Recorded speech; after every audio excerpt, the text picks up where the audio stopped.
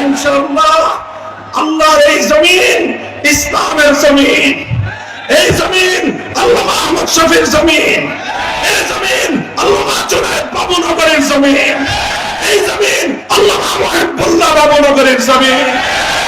হেফাজতে ইসলামকে মাইনাস করে বাংলাদেশ অতীতেও ভালো চলে নাই, আজও ভালো চলতে পারবে না, ভবিষ্যতেও ভালো চলতে পারবে না। হেফাজতের সাথে আছেন তো? থাকবেন তো? ঝরাতে হলে দিবেন তো? অন্ধকারে অস্ত্র ঝরাবেন তো? প্রয়োজনে আবার শাপলা চত্বরে গিয়ে বুকের রক্ত খাওয়া দেবেন ইনশাআল্লাহ। শাহাদাতের সিঁড়ি বেয়েই কালেমার ঝান্ডা বাংলাদেশে পথ-পথে উড্ডীন হবে। সেদিনের সেই সংগ্রামী সালাম। হেফাজতে ইসলাম বাংলাদেশের সংগ্রামী মহাসচিব, উপস্থিত কেন্দ্রীয় নেতৃবৃন্দ, বিভাগীয় জেলা নেতৃবৃন্দ, সমবেত সংগ্রামী তাওহীদি জনতা, সংক্ষিপ্ত কয়েকটি কথা। প্রথম কথা হলো এই, হেফাজতে ইসলাম বাংলাদেশ সম্প্রীতি চায়, শান্তি চায়। যারা বিগত সময়ে আওয়ামী লীগের পোশাক পরে, আওয়ামী লীগের কর্মী হয়ে, রাতের বেলায় কালনাগিনী হয়ে সংখ্যালঘুদেরকে ছোবল মেরেছিল, দিনের বেলায় ওঝা হয়ে ঝাড়তে এসেছিল, 5ই আগস্টের পর আওয়ামী লীগের সেই সংখ্যালঘু নির্যাতনের নাটক বন্ধ হয়ে গিয়েছে। এজন্য হেফাজতে ইসলাম বাংলাদেশ ঐতিহাসিক দায়িত্ব আর কর্তব্য পালন করেছে। হেফাজতে ইসলাম বাংলাদেশ সম্প্রীতির বাংলাদেশ চায়। হেফাজতে ইসলাম সাম্প্রদায়িক সম্প্রীতি চায়, কোন দাঙ্গা হাঙ্গামা চায় না। তবে একটা কথা মনে রাখতে হবে, হেফাজতে ইসলামের জন্ম এবং উত্থান হয়েছিল আল্লাহর জমিনে আল্লাহর পয়গম্বরের ইজ্জতের হেফাজতের ঘোষণা দেওয়ার জন্য। আল্লাহর পয়গম্বরের ইজ্জতের উপর আক্রমণকারী আমার নবীর উপর কটূক্তিকারীর জন্য সর্বোচ্চ শাস্তি মৃত্যুদণ্ডের আইন তৈরির দাবি নিয়ে আমরা বলতে চাই, এই বাংলাদেশে আমার নবীকে নিয়ে আর কোন কটূক্তিকারীকে আমরা দেখতে চাই না। যদি আমার নবীর ইজ্জতের উপর আর কোন আঘাত করা হয়, আমরা বরদাস্ত করব না।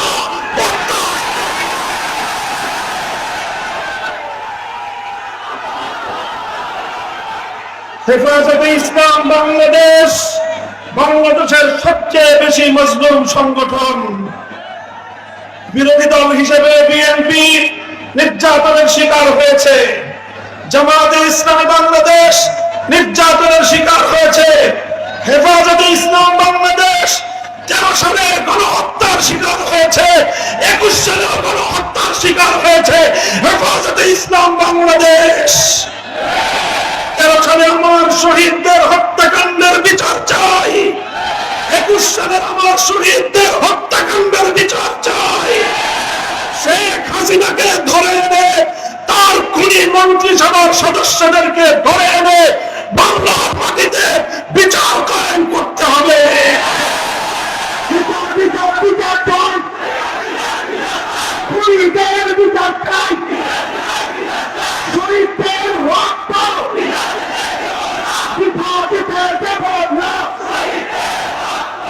পরিষ্কার আমরা আখেরি ঘোষণা, 2013 সালে হেফাজতে ইসলামের উত্থান ঘটেছিল তখন, যখন বাংলাদেশকে নাস্তিকবাদ গ্রাস করার পায়তারা চালিয়েছিল। শাহবাগী চেতনার নামে আমার বাংলাদেশের নতুন প্রজন্মকে যখন নাস্তিক বানাবার ষড়যন্ত্র হয়েছিল, হেফাজত রক্ত দিয়েছে, জীবন দিয়েছে এদেশ থেকে নাস্তিকবাদকে রুখে দেওয়ার জন্য। আজ সেই জালিম শাহীর পতনের পরেও এখনো পর্যন্ত শিক্ষা ব্যবস্থা থেকে নাস্তিকবাদের শেকড় উপড়ে ফেলা হয় নাই। আমরা দেখছি, আমরা যৌক্তিক সময় দিতে চাই, কিন্তু অন্তর্বর্তীকালীন সরকার না তত্ত্বাবধায়ক সরকার, এই বাহানা দিয়ে আমাদের এই দাবি পূরণে বেশি কাল ক্ষেপণ করা যাবে না। আগামী শিক্ষাবর্ষের আগে জাতীয় শিক্ষা সিলেবাস থেকে নাস্তিকবাদের সকল শেকড় উপড়ে ফেলতে হবে। আর যদি সেটা না করেন, হেফাজতে ইসলামের মঞ্চ থেকে ঘোষণা করছি, আগামী 2025 সালের 1 জানুয়ারি হেফাজতে ইসলাম নতুন পাঠ্যসূচি বাংলাদেশের কোন শিক্ষা প্রতিষ্ঠানে কার্যকর হতে দেবে না। আমরা আমাদের সকল শহীদদের হত্যাকাণ্ডের বিচার চাই। আর একটা কথা বলে শেষ করছি, আমাদের আমির মরহুম আল্লামা মুহাম্মদ শফি রহমাতুল্লাহ আলাইহিকে বিগত সরকার এবং তার প্রশ্রয়ে ষড়যন্ত্রকারীরা আমার ধারণা মতে হত্যা করেছে এবং হত্যা করে তার দায় আমাদের আমির মরহুম আল্লামা জুনায়েদ বাবুনগরীর উপর চাপাবার অপচেষ্টা চালিয়েছে। এরপরে আমাদের মরহুম মহাসচিব আল্লামা নূর হোসেন কাসেমীকে ষড়যন্ত্রমূলকভাবে তারা হত্যা করেছে।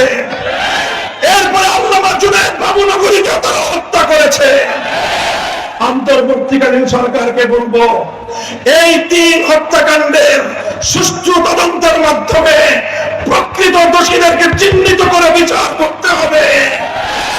আমরা একটা যৌক্তিক সময় দেব, এরপরে যদি তোমরা সেটা করতে ব্যর্থ হও, তাহলে কত ধানে কত চাল হেফাজত বাংলাদেশে সেটা বুঝিয়ে দেবে ইনশাআল্লাহ।